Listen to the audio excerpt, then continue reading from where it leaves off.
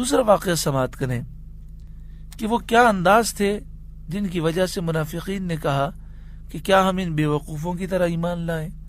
انہوں نے کس انداز کو بیوقوفی کہا؟ شفا شریف دوسری جلد صفحہ نمبر 44 اور بخاری شریف کی شرح عمدۃ القاری شرح بخاری تیسری جلد صفحہ نمبر 37۔ یہ واقعہ تفصیل سے لکھا ہے، اس میں یہ بھی ہے کہ جنگ یرموک میں، یہ جنگ یرموک حضرت عمر رضی اللہ تعالیٰ عنہ کے دور حکومت میں ہوئی۔ یہ واقعہ اس بات پر دلیل ہے کہ جو نجدی علماء ہیں سعودی عرب کے، وہ کہتے ہیں کہ حضور کی زندگی میں حضور سے نسبت رکھنے والی چیز سے برکت حاصل کرنا جائز تھا، اور حضور کے وصال کے بعد برکت حاصل کرنا شرک ہے۔ بلکہ جو انہوں نے تفسیر لکھی ہے اور جو لوگوں میں بانٹتے ہیں ترجمہ و تفسیر، اس میں بھی یہ بات لکھ دی۔ اب دیکھیں حضرت خالد بن ولید رضی اللہ تعالیٰ عنہ حضور کے منہ مبارک سے برکتیں حاصل کرتے، اور حضور کے وصال کے بعد جنگ یرموک کا واقعہ ہے حضرت عمر رضی اللہ تعالیٰ عنہ کے دور حکومت کا۔ جنگ یرموک میں حضرت خالد بن ولید رضی اللہ تعالیٰ عنہ کا مقابلہ نستور پہلوان سے ہوا۔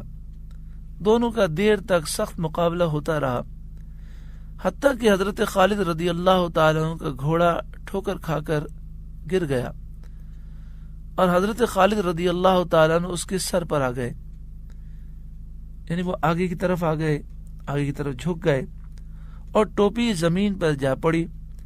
نستور کافر موقع پا کر آپ کی پشت پر آ گیا، پیچھے آ گیا۔ اس وقت حضرت خالد رضی اللہ تعالیٰ عنہ پکار کر اپنے رفقا سے، ساتھیوں سے فرما رکھے تھے کہ میری ٹوپی مجھے دو، اللہ تم پر رحم کرے۔ ایک شخص جو آپ کی قوم بنی مخزوم میں سے تھا، وہ دوڑ کر آیا اور ٹوپی آپ کو دی۔ آپ نے اسے پہن لیا اور نستور کا مقابلہ کیا، یہاں تک کہ اس کو قتل کر دیا۔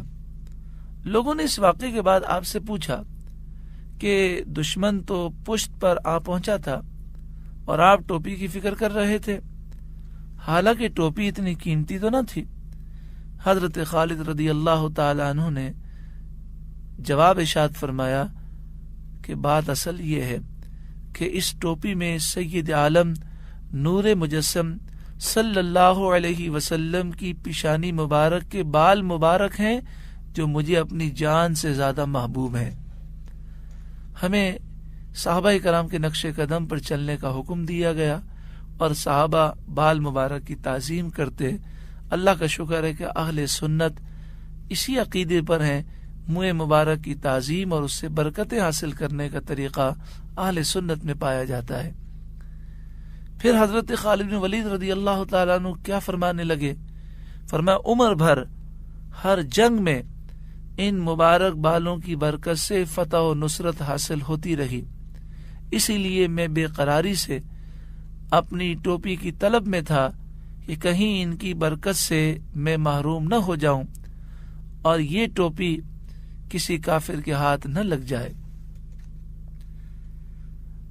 پھر میں عرض کروں کہ یہ ایک تاثر دینے کی کوشش کی جاتی ہے کہ جن احادیث طیبہ میں ہے کہ نبی کریم صلی اللہ علیہ وآلہ وسلم سے نسبت رکھنے والی چیزوں سے صحابہ نے برکتیں حاصل کی، وہ تو زندگی کا واقعہ ہے، زندگی میں جائز ہے، اور وصال کے بعد حضور کی چیزوں سے برکت حاصل کرنا یہ شرک ہے۔